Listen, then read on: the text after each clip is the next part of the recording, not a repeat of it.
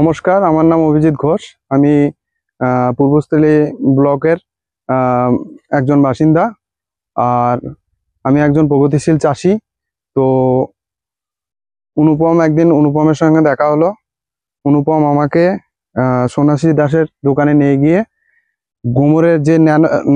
গোমরের যে nano DAP সেটা আমাকে ইউজ করতে বললো। আমি প্রত্যেক বছরই ফুলকপি, বাঁধাকপি, তারপরে পটল এগুলো চাষ করি। তো মানে এই গোমরের ন্যানো ডিএপিটা দিয়ে আমার ফলের বৃদ্ধিটাও মানে কি বলবো বড় সড়ো হয়েছে, এবং গাছের যে গ্রোথ, সেই গ্রোথটাও কিন্তু আমি ভালো পেয়েছি। তো আমি একটা কথাই বলবো যে এই গোমরের যে ন্যানো ডিএপিটা প্রত্যেকটা চাষি যেন ব্যবহার করে। তো সামনের দিকে এই গোমরের ডিএপিটা দিয়ে আমি চাষবাস করব। তো এতে মোটামুটি আমি উপকারিতা পেয়েছি, খুব উপকারিতা পেয়েছি। গাছ প্রথমে যে গোমরের ন্যানো ডিএপিটা যেটা ইউজ করিনি, তখন আমি সার দিয়েছিলাম।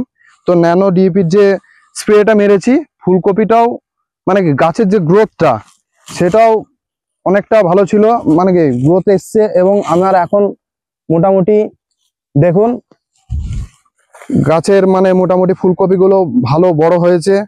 আর প্রথমে যখন আমি এটা স্প্রে করিনি, তখন কিন্তু গাছটা মানে কি অতটা গ্রোথটা আসেনি, সবুজও হয়নি। তো ন্যানোর যে মানে গোমরের যে ন্যানো ডিএপিটা দিয়ে গাছের গ্রোথও বেড়েছে, কালারটাও খুব সবুজ হয়েছিল। তো মানে কি এবার যখন আমি চাষ করব, গোমরের ন্যানো ডিএপিটা দিয়ে চাষ করব।